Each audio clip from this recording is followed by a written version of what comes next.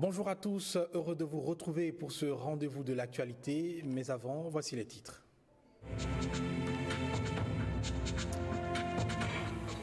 L'Organisation pour l'harmonisation en Afrique du droit des affaires se met au numérique.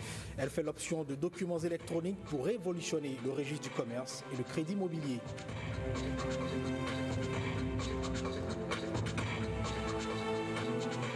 Les dysfonctionnements érectiles ont désormais une solution au Bénin. Son nom, le D1000. L'appareil vient offrir une palette d'alternatives pour corriger les troubles d'érection.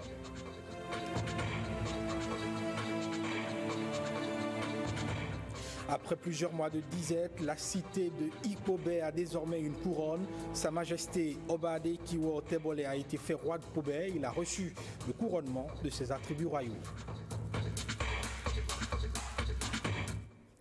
Voilà pour les titres, bonjour et bienvenue. Le Bénin révélé, le programme d'action du gouvernement est en pleine phase de vulgarisation. Il est exposé sous ses diverses facettes aux populations. Celles du zoo ont été entretenues sur son contenu et ce sont des membres du gouvernement qui se sont prêtés à l'exercice à Boïcan. Reportage, Gilles Dansou, Ernest Tétégou. Cette rencontre entre les membres du gouvernement, les autorités du département du zoo au plus haut niveau reste capitale. Échanger avec les populations après une année de gestion du pouvoir, recenser les besoins et surtout expliquer le contenu du programme d'action du gouvernement. Les populations venues de plusieurs communes du zoo ont suivi religieusement les explications. Expliquer ce qu'au cours de cette première année, essentiellement, le gouvernement a accompli, répondre à vos préoccupations qui sont légitimes. Cela peut nous conduire à commencer par fixer, par rappeler le cap, par rappeler les objectifs globaux. Et ce que je souhaite, c'est qu'il n'y ait pas de doute dans vos cœurs.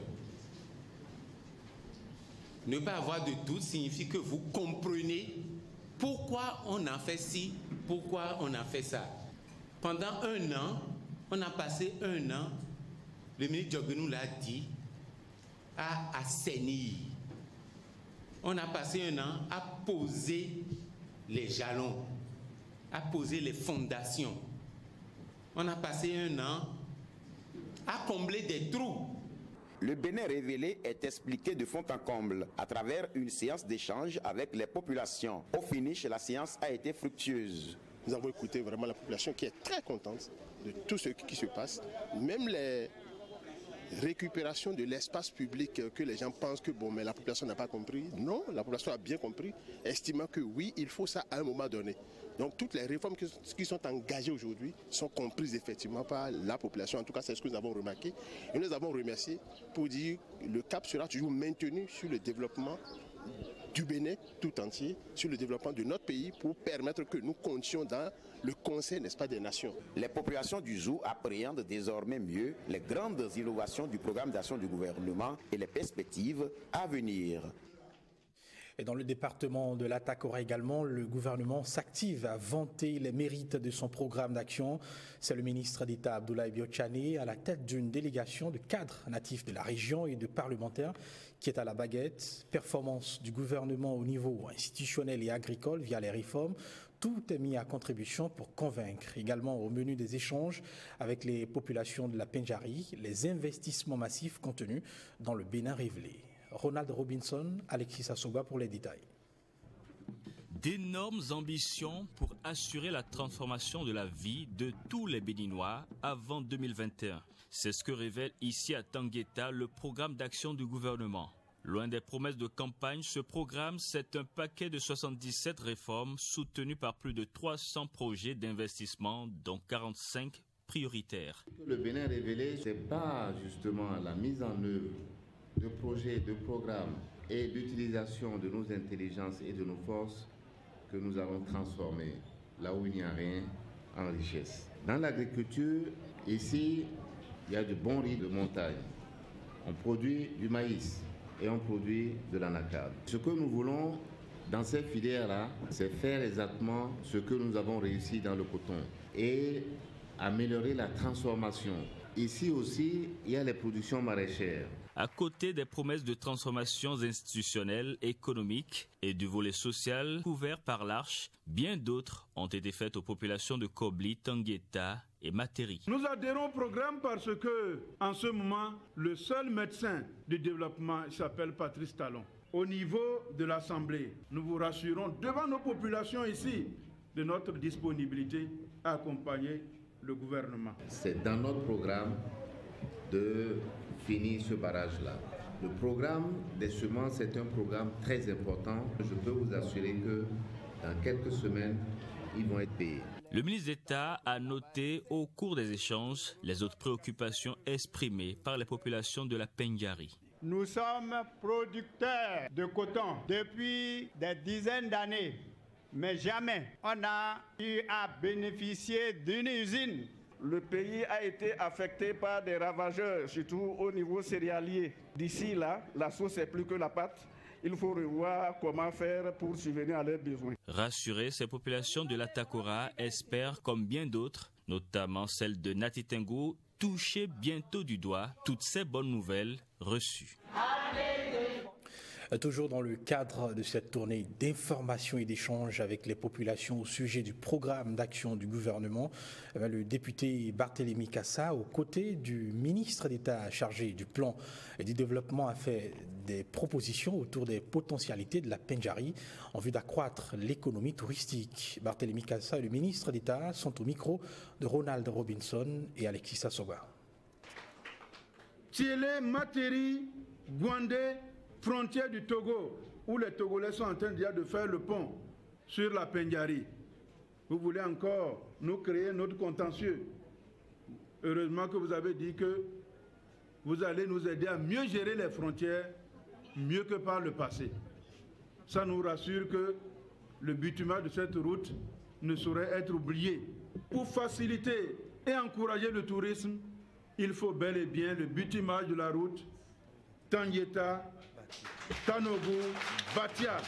Ça facilitera à African Park, notre partenaire que vous avez identifié pour nous accompagner dans le développement touristique. Nos compatriotes ne sont pas tellement acteurs de l'industrie touristique. Et pour ce faire, il faut mettre des infrastructures qui facilitent leur visite dans la zone.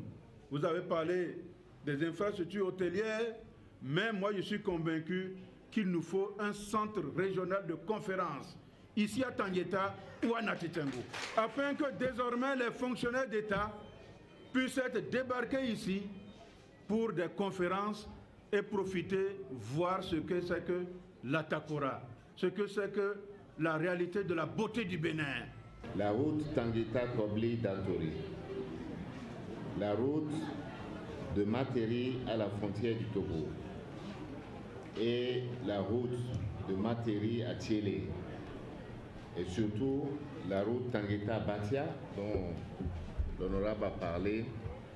Toutes ces routes-là sont destinées à être traitées. Nous allons investir massivement dans ce parc et autour pour en faire une grande source de valeur ajoutée et une grande source d'emploi pour notre pays. Je l'annonçais dans les titres, l'Organisation pour l'harmonisation en Afrique du droit des affaires opte pour une nouvelle approche. Les documents électroniques sont désormais admis dans les pays membres de l'OHADA. La volonté de modernisation du registre du commerce et du crédit immobilier est à l'origine de cette avancée. Avec l'appui du groupe de la Banque mondiale, l'École régionale supérieure de la magistrature Ersuma forme les utilisateurs sur le logiciel adapté à cette modernisation. Reportage Monique Torrent, Jean-Claude James.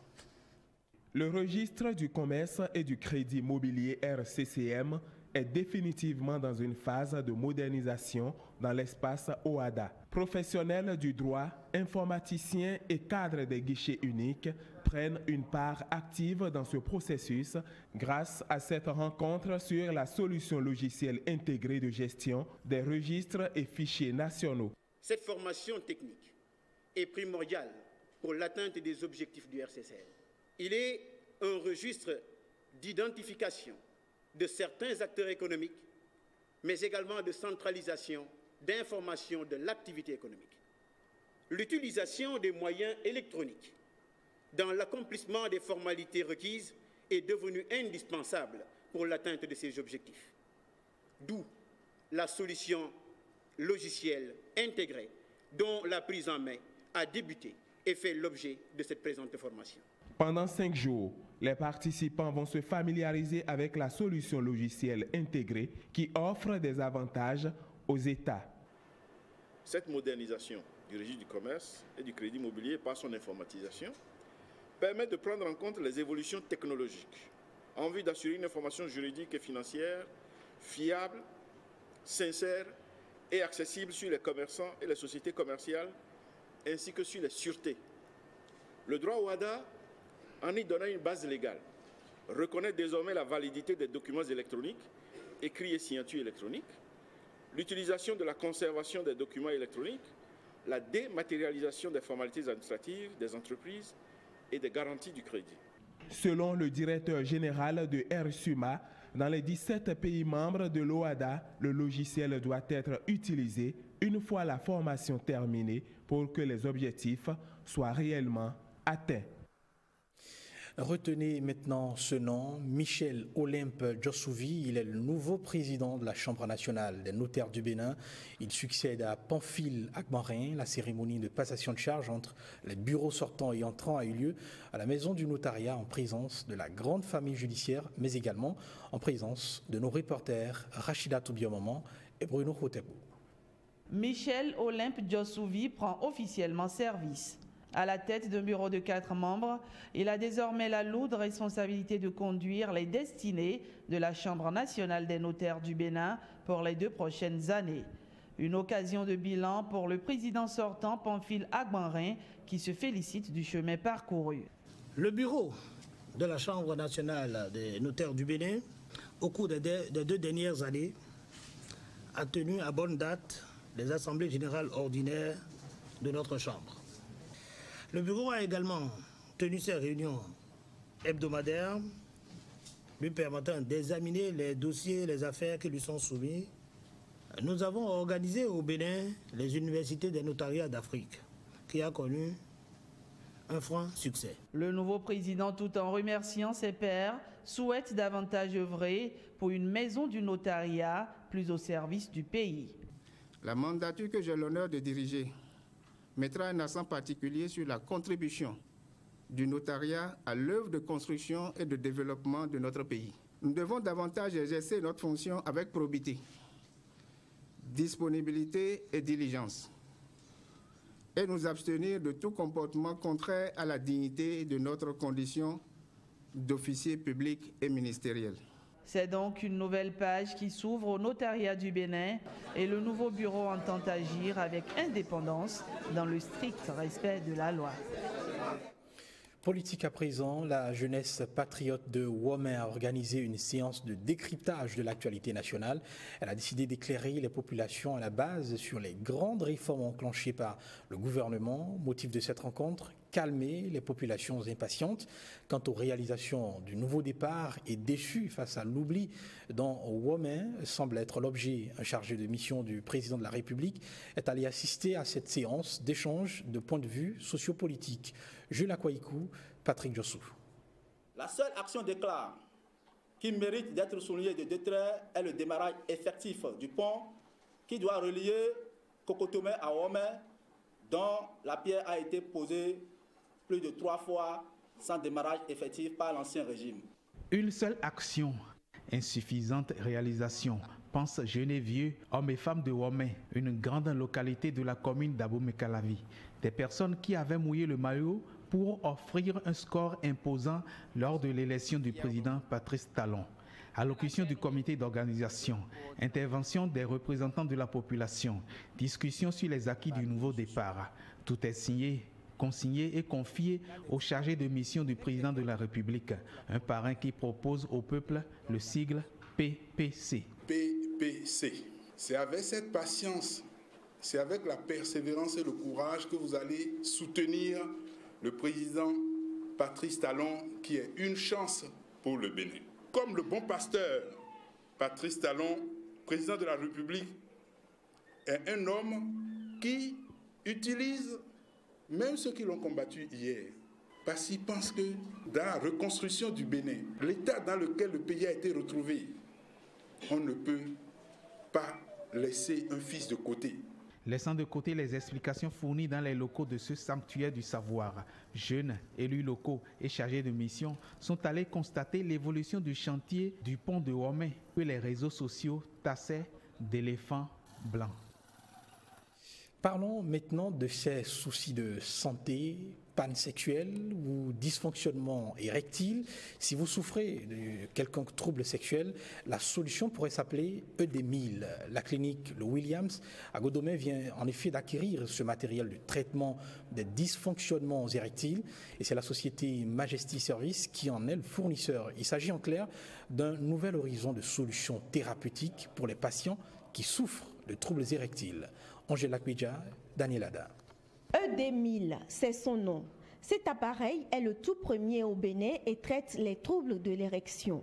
En choisissant de l'acquérir, la clinique Le Williams veut apporter des solutions plus efficaces et plus promptes à tous ces hommes qui ont des difficultés à s'ériger. Si nous consultons 10 patients, il y a au moins 6 à 7 patients qui se plaignent de dysfonction érectile. Donc, comme je l'avais dit, c'est pratiquement un problème de santé publique. Certains peuvent avoir l'érection et juste un peu de temps après, ça se refroidit. D'autres peuvent ne pas l'avoir du tout. Et cela est dû à des phénomènes, des plaques d'athérome, certainement dans les vaisseaux, et qui ne permettent pas un flux sanguin suffisant pour permettre l'érection.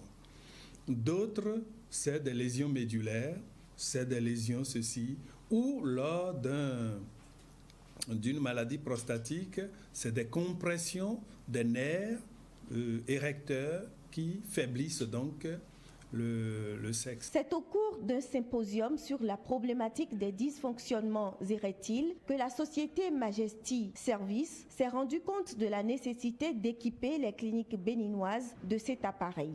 Un appareil révolutionnaire qui propose un traitement sans absorption de médicaments par voie orale. Étant fournisseur de solutions pour les hôpitaux, les cliniques du Bénin, nous sommes assignés comme mission d'apporter des solutions qualitatives.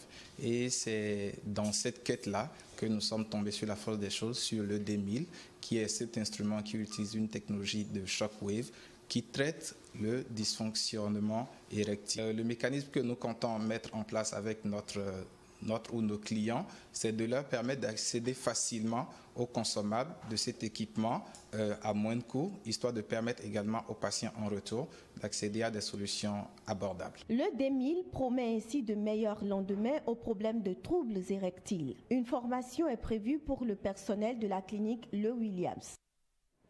Et toujours en santé, ils peuvent aussi retrouver le sourire. Ces personnes atteintes de bec de lièvre ou d'autres pathologies palabio-dentales. L'ONG Emergenza Sorici, avec l'appui d'une mission italienne, a initié une intervention chirurgicale de réparation de ces becs de lièvre. L'opération a démarré lundi au CNHU de Cotonou et ils sont venus de toutes les régions du Bénin, ces malades, pour obtenir soulagement et surtout avoir meilleure mine. Voyez le reportage de Awa Sherif et Calvador Awanon. Cette équipe italienne de la mission chirurgicale de réparation des becs de lièvre, fente labiale, fente palatine, NOMA, est déjà à pied d'œuvre. Les personnes atteintes de ces pathologies pourront retrouver le sourire à l'issue des interventions prévues grâce à l'ONG Emergenza Sorici et le ministère de la Santé. Nous avons notre équipe technique, la délégation italienne composée des chirurgiens, anesthésistes, pédiatres, infirmiers, aides-soignants et ainsi de suite, pour la prise en charge gratuite de ces différentes pathologies. Il faut avouer qu'on travaille en partenariat avec le ministère de la Santé et que les opérations ont déjà commencé. Nous avons commencé la phase de consultation par la délégation italienne et suite après ça, ils vont programmer la chirurgie, les interventions. Et d'ici dans quelques heures maintenant, on peut voir déjà le premier cas sorti du bloc. Je suis, comme mes amis, très jolie d'être dans cet hôpital. J'espère qu'il y a une collaboration pour obtenir les meilleurs résultats pour les enfants. Réussir les réparations chirurgicales afin d'obtenir les résultats meilleurs pour ces enfants. Comme les autres, ils ont aussi le droit de vivre heureux. Il est important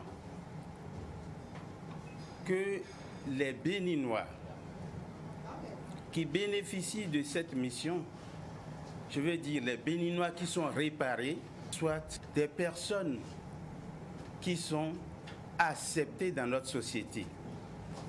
Des personnes qui sont maintenant réhabilitées dans notre société. Des personnes qui plaisent à notre société. Plus de 300 patients sont déjà au rendez-vous pour cette intervention chirurgicale. Les inscriptions continuent jusqu'au 9 mai 2017. Dans une dimension plutôt spirituelle à présent, parlons de cette approche, le biorhythme. Il a vocation à suivre votre quotidien au développement personnel par le truchement d'initiatives de prière et autres positionnements par rapport aux astres. L'ordre mondial transcendantaliste et universel a donné dimanche un séminaire à cet effet pour mieux l'expliquer. Jérôme Mumbo et Edmond Mumbo ont assisté à la séance pour nous. Voyons le reportage. Le biorhythme est un outil de connaissance très important. Il permet à chaque individu de suivre son développement personnel en vue de diriger sa vie. La première chose qu'il faut faire pour activer notre vie, c'est activer la volonté.